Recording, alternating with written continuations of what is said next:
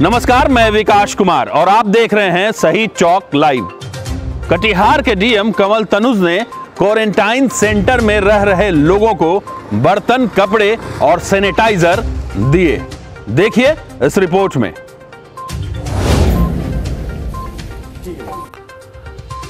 कटिहार के quarantine centre में रह रहे लोगों के बीच आज कटिहार के डीएम कंवल तनुज ने स्टील की थाली, कटोरी, ग्लास के साथ साथ पुरुषों के लिए लुंगी, धोती, गंजी, गमछा और महिलाओं के लिए साड़ी और इससे जुड़े तमाम परिधान सहित बच्चों के लिए फ्रॉक, पैंट और शर्ट का वितरण किया।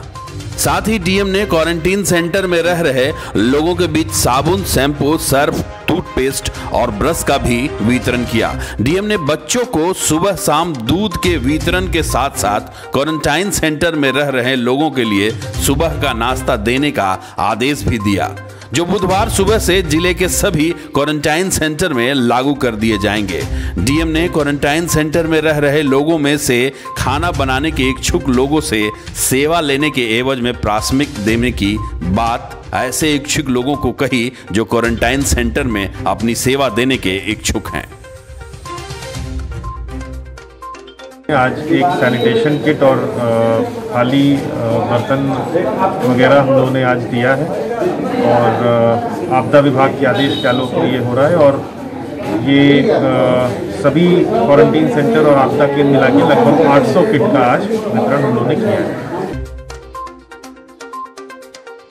वहीं दूसरी ओर आजमनगर प्रखंड के आदर्श मध्य विद्यालय में बनाए गए क्वारंटाइन सेंटर में रह रहे 70 प्रवासी मजदूरों के बीच डीएम के निर्देश पर बीडीओ सुनील कुमार मिश्रा, सीओ तथा थाना प्रभारी द्वारा टूथपेस्ट, टूथब्रश, शैम्पू, प्लास्टिक मग, नहाने का साबुन, कंघी, तेल, आईना, कपड़े, साबुन, थाली, अंग वस्त्र, कटोरा, मास्क, सैनिटाइजर आदि सामानों का वितरण किया।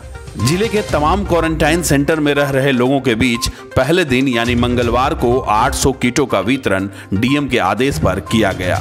मनिहारी में भी पुलिस निरीक्षक रंजीत सिंह द्वारा लगभग 100 लोगों के बीच साबुन और मास्क का वितरण उन इलाकों में किया गया जहां इसकी सबसे ज्यादा जरूरत थी।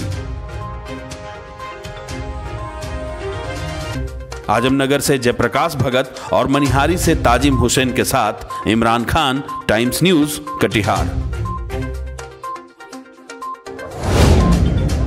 कटिहार के निगम पार्षद से रंगदारी मांगने के साथ साथ जान से मारने की धमकी का एक खबर सामने आया है। क्या है पूरा मामला, देखिए इस रिपोर्ट में। पार्षद श्री अब्दुल खालिक के द्वारा एक आवेदन दिया गया और पुलिस को सहायक थाना में बताया गया कि उनको किसी ने 5 लाख रुपया मांगते हुए धमकी दी है। इसकी सत्यापन की गई तो मोबाइल जिससे फ़ोन किया गया था वो धीरज कुमार ठाकुर, चिकनी, मनिहारी का निकला, जिनको गिरफ्तार किया गया पूछताछ के लिए। तो उनके द्वारा बताया गया कि उनकी मोबाइल चोरी हो गई थी, जो मोबाइल वैज्ञानिक अनुसंधान के क्रम में प्रेम कुमार राय के पास से बरामद की गई। प्रेम कुमार राय कोढ़ा के मोटरसाइकिल चोरी में पहले जेल भी जा चुके हैं, तो वहाँ से बरामद कर ली गई है मोबाइल जिससे धमकी दी गई थी और मोबाइल चोरी और बरामदगी की प्राथमिकी दर्ज की जा रही है। साथ ही अब्दुल खालिक जो वार्ड पार्षद हैं उनके आवेदन पर भी समुचित कानूनी कार्रवाई की जा रही है। मनीष मोना मौत मामले में कटिहार पुलिस को एक कामयाबी आज हाथ लगी। आरोपियों में शामिल एक आरोपी को कटिहार पुलिस ने गिरफ्तार किया। देखिए इस रिपोर्ट में। मनीष मोना और एक 3 साल के मासूम के मौत के मामले में कटिहार पुलिस ने एक आरोपी मनोज यादव को कटिहार के नगर थाना क्षेत्र से गिरफ्तार कर मेडिकल जांच के बाद उसे जेल भेज दिया है। इस मौत के मामले में काफी दिनों बाद पुलिस को यह कामयाबी मिली है। हालांकि इसी मामले में अभी तक 3 आरोपी पुलिस की गिरफ्त से बाहर हैं, जिसे गिरफ्तार करने के लिए पुलिस प्रयासरत है। 26 फरवरी को मनीष झा अपनी पत्नी मोना झा और पुत्र सम्राट के साथ आत्महत्या कर लिए थे। जिनका शव बरामद किया गया था। कटिहार मेडिकल कॉलेज के पास प्रमोद यादव के मकान में वो रहते थे। इस अनुसंधान के क्रम में उनके पास से एक पत्र भी बरामद हुआ, जिसके बाद ये पता चला कि प्रमुखतः इन्हें मनोज यादव एवं 3 अन्य के द्वारा कर्ज के भुगतान के लिए प्रताड़ित किया जा रहा था। इनके द्वारा बहुत हाई रेट पर एक्जॉर्बिटेंट कर्ज दिया गया था और उस कर्ज के वापसी के लिए बार बार मनीष झा, उनकी पत्नी मोना झा पर दबाव दिया जाता था, फ़ोन पर धमकी दी जाती थी। इस संबंध में मुफस्सिल थाना में मनोज यादव एवं 3 अन्य के विरुद्ध प्राथमिकी दर्ज की गई थी, जिसमें आज मनोज यादव को थानाध्यक्ष मुफस्सिल के द्वारा गिरफ्तार कर लिया गया है। अन्य 3 की भी गिरफ्तारी शीघ्र की जाएगी, अन्यथा उनके विरुद्ध कुर्की जब्ती की कार्रवाई की जाएगी। मनीष मोना मौत मामले में बहुत दिनों बाद कटिहार पुलिस को यह कामयाबी हाथ लगी है। आगे बढ़ते हैं। बारिश और तूफान के चलते जहां एक तरफ फसलें और भारी मात्रा में अनाज बर्बाद हुए हैं, वहीं दूसरी तरफ छत की एक टीन उड़ने से, जिसे हम लोग छत की स्टील कहते हैं, टीन कहते हैं, वो उड़ने से एक व्यक्ति की मौत की खबर भी सामने आई है। देखिए इस रिपोर्ट में। आंधी तूफान और बारिश के बाद समूचे जिले के साथ साथ अहमदाबाद प्रखंड में भी किसानों की फसलें भारी मात्रा में बर्बाद हो गई हैं। तेज आंधी ने मक्के की फसल को पूरी तरह बर्बाद कर दिया है। बर्बाद हो चुके फसल को देखकर किसानों की आह निकल रही है। कर्ज लेकर खेती करने वाले किसानों के सामने जहां एक तरफ फसल बर्बाद हो जाने की चिंता खाए जा रही है, वहीं दूसरी तरफ फसल बर्बाद हो जाने की वजह से कर्ज वापसी की चिंता सता रही है।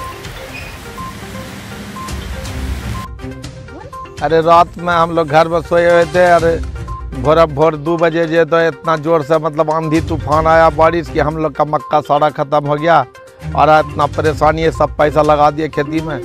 अब बीमारी की वजह से घर में खाने का तक नहीं है और मक्का गिर गया। अब हम लोग का सरकार क्या करेगा समझ में नहीं आ रहा है कि हम लोग बर्बाद तबाह हो गए। एक तो कोरोना से बाहर नहीं निकल सकते, एक खेती से हम लोग लाचार हुए हुए हैं।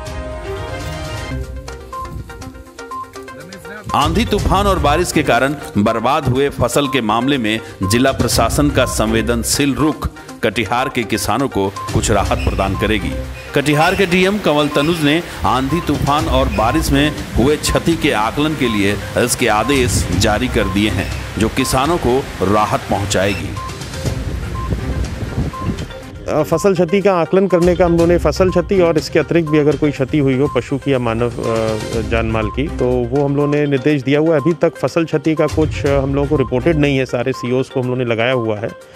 पुनः समीक्षा करने का भी हमने शाम को आदेश दिया है, तो अगर क्षति रिपोर्टेड होगी तो हम लोग उस हिसाब से उसकी कार्रवाई करेंगे।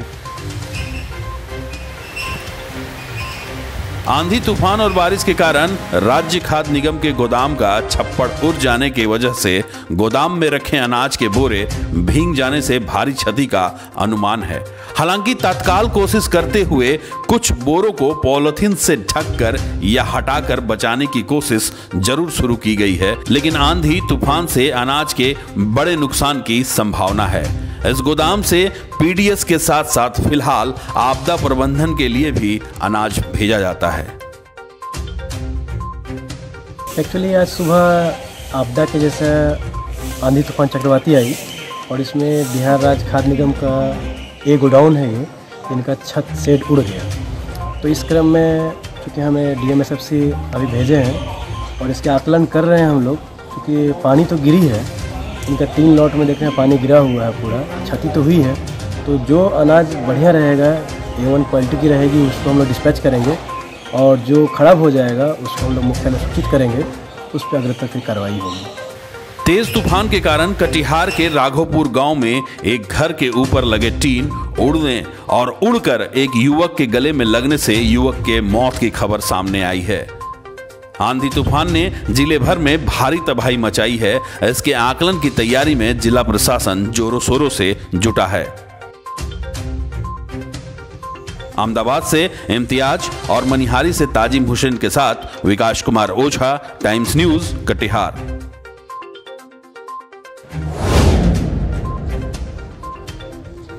आंधी तूफान और बारिश की वजह से हुई क्षति को लेकर कटिहार के डीएम ने इसके आकलन के आदेश दे दिए हैं।